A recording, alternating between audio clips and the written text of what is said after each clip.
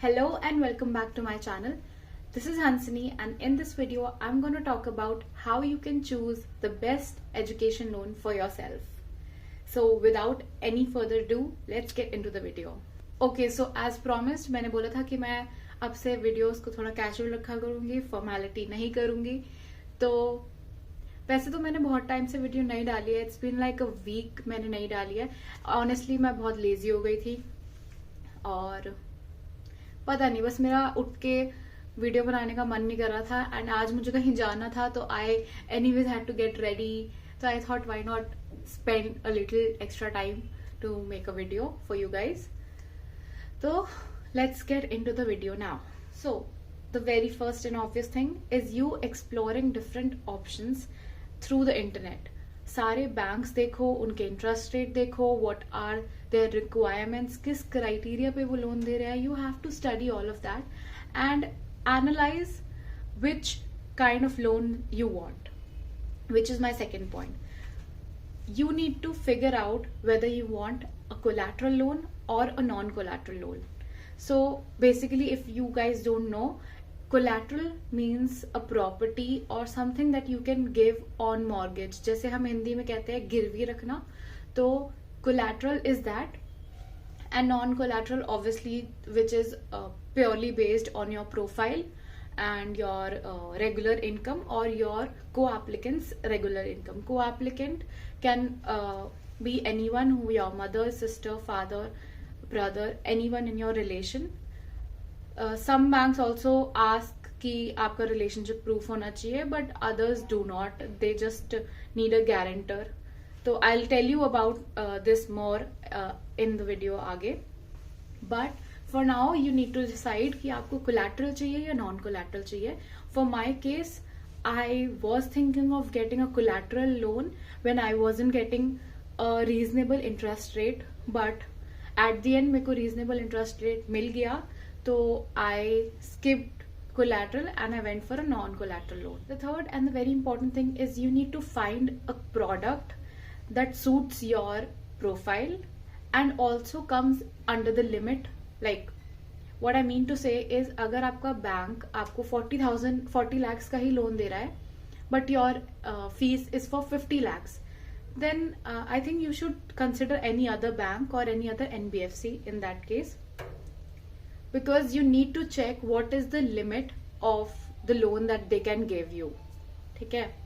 For this I would say banks का अपना एक list होता है जो वो हर साल refresh करते हैं, in which they tell you कि कौन सा university is A1 level, कौन सी university is B1 level, and उस हिसाब से they keep fluctuating the maximum limit for sanctioning the loan. So like my university was Macquarie University and the bank that I took loan from was Union Bank. तो उसमें Union Bank में Macquarie University was listed as a A1 level university, जिसकी वजह से I got a benefit. I also negotiated the amount, which I'll tell you in the coming, like if you watch the entire video, वो आगे बताऊंगी. I negotiated the amount and also I got like more than what I was expecting that I wanted. ठीक है.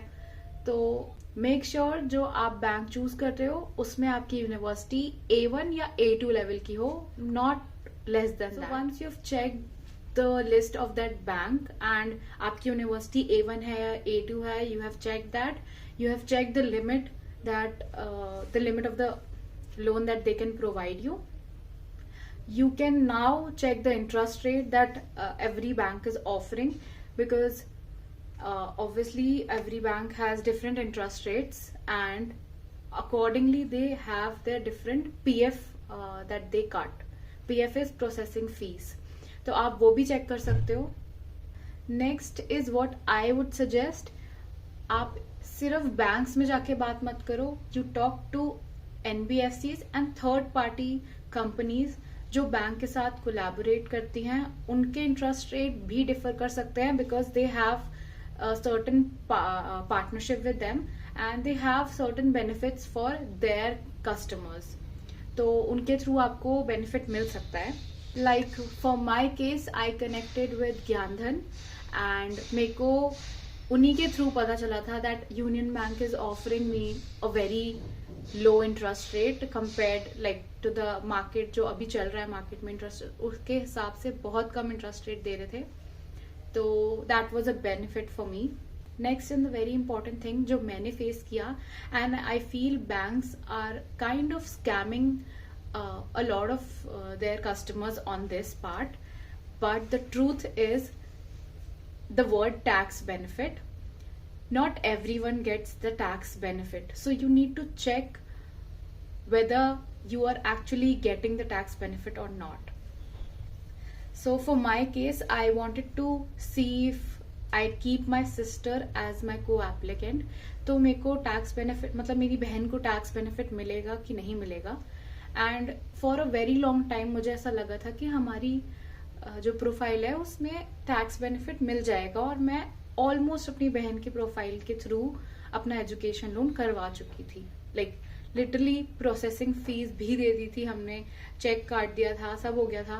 But then I reconnected with ज्ञानधन्स employ and मुझे पता चला कि Union Bank is giving me a much lesser interest rate. तो when I talk to their customer support, उन्होंने मेरे को बताया कि मैम आपके पास इंफॉर्मेशन गलत आई है. Not everyone can be your co applicant for tax benefit reasons.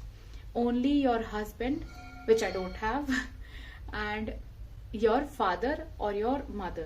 Only your parent and your spouse can be your co-applicant for tax benefit. बहुत से बैंक्स आपको बताएंगे कि यस इसमें टैक्स बेनिफिट है, आप ले लो, आप इंटरेस्ट रेट आपका सारा टैक्स बेनिफिट में कट जाएगा, आपकी इनकम अच्छी है, ब्ला ब्ला स्टफ जो हमें बोला गया था. क्योंकि my sister has a very good profile, मतलब उनका सिबिल भी अच्छा था, regular income, she is like working since 12 years, तो उनका प्रोफाइल अच्छा था. And the banks were just not ready to let go of that customer. तो उन्होंने एट द एंड तक भी यही बोला था कि आपको टैक्स बेनिफिट मिल जाएगा. बट देन हमने कंफर्म किया, सीए को कॉल किया, सीए को पूछा कि कौन कौन टैक्स बेनिफिट ले सकता है. Because see it's not their responsibility to file like the tax, जो इनकम टैक्स रिटर्न्स होते हैं. It's at the end your responsibility कि आपका पैसा कट रहा है तो आप ही टैक्स फाइल करोगे. तो अगर हम उसके बेसिस पे कर लेते तो समवेयर डाउन द लाइन हमें पता चल ही जाता कि हमारा इंटरेस्ट रेट नहीं है टैक्स डिडक्टेबल एंड हमारा कट जाता. तो इट्स गुड कि हमने पहले ही रिसर्च कर लिया और पहले ही हमें पता चल गया ये चीज. If you are also doing your education loan for tax benefit reasons, then please make sure that it is your blood relation. Blood relation may be only your parents or your spouse. So the next and the very hidden point is that the interest rates are negotiable. Yes, I know ये बहुत से लोगों को नहीं पता होगा, and banks तो आपको कभी भी upfront होके ये नहीं बताने वाले हैं कि जो भी आप इंटरेस्ट रेट उनसे पूछ रहे हो वो आगे 1 हफ्ते 2 हफ्ते में डेस्परेशन पे नेगोशिएट कर सकते हैं. So you have to be very smart in choosing your education loan, like in choosing the bank that you want your education loan from.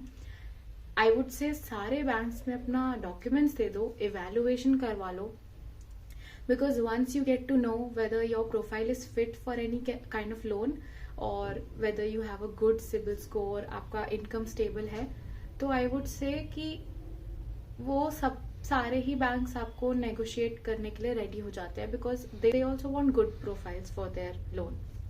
And how do I know it? Because मैंने actually ICICI bank में ये किया है.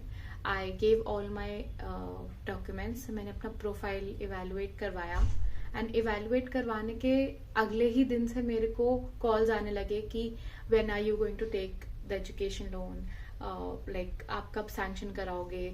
and I was like कि I am exploring my options because उनका interest rate was somewhere around 13-14, so it was quite high. अगर ऐसे देखेंगे तो लगता है कि 15 और 14 में कोई फर्क नहीं है, 14 and 10 में कोई ज्यादा फर्क नहीं है, बट ट्रस्ट मी गाइज, वो जो अक्यूमुलेट हो जाता है इंटरेस्ट, तो इफ यू कैलकुलेट उसमें बहुत बड़ा डिफरेंस आता है. तो मैं तो रेडी नहीं थी 13 या 14 में सेटल होने के लिए. तो आई स्ट्रेट अवे सेड कि मैं अपना ऑप्शंस एक्सप्लोर कर रही हूँ. तो दे वर लाइक ठीक है, हम नेगोशिएट कर लेते हैं, आपको कितना चाहिए, आप कितना एक्सपेक्ट कर रहे हो, हम 13 जा सकते हैं, 12.5 जा सकते हैं. बट आई वॉज लाइक ठीक है, आप नेगोशिएट कर रहे हो, it's good, but I still want to explore my options. क्या पता मेरे को कहीं और 11 मिल जाए एंड मैं उनसे नेगोशिएट करा के 10.5 10 ले आऊं, तो that would be beneficial for me. तो these two things, exploring and negotiation, never fails. So do it. So lastly to tell you guys, मैंने यूनियन बैंक से लोन लिया है and I got an interest rate of 9.2 with no PF because they were like they had a policy, अगर आप 2 महीने के अंदर अंदर डिस्पर्समेंट ले लेते हो तो आपको कोई भी प्रोसेसिंग फी देने की जरूरत नहीं है. तो I followed their policy and मैंने कोई भी प्रोसेसिंग फी नहीं दी है एंड मेरा नॉन कोलैटरल बेसिस पे 9.2% का इंटरेस्ट रेट के साथ लोन हो गया. एंड ऑल्सो मैंने जो पिछली वीडियो डाली थी वो मेरी मेडिकल की थी and I was suppose to upload this video before that video, but anyways ठीक है. मेरा जब COE आया उसी के अगले दिन मैंने मेडिकल करा लिया था, तो बहुत ज्यादा जल्दी हो गया सब कुछ, तो मैं ये वीडियो नहीं बना पाई. But I will still show you guys my COE. So this is my COE that I got on 14th. Yeah I got this on 14th and 15th को मैंने अपना मेडिकल करा लिया था. So I am very excited and also nervous because I need to wait for my visa. And अभी currently scenario ये है कि मैंने अपना मेडिकल जो कराया था 15th को वो अपडेट हो गया है एंड मैंने अपनी सारी फाइल भी लॉक कर दी है. जो एम्बेसी की वेबसाइट होती है वहाँ पे अपना वीज़ा के लिए फाइल लॉक कर दी है. एंड आई एम एक्सपेक्टिंग कि मेरे जो एजेंट ने मेरे को बोला है कि न्यू ईयर तक आई डोंट थिंक अभी कोई भी वीज़ा अलॉट हो रहे हैं because of Christmas and new year holidays. तो दे सेड कि अब एटलीस्ट 1 or 2 वीक्स तक वेट करो. तो I just wait and hope कि मेरा वीज़ा जल्दी आए and I update you as soon as I get my visa. Yeah fingers crossed. So till then, keep watching my videos, like, share, comment, subscribe, click the bell button, do whatever is possible, and I'll see you next time. Bye.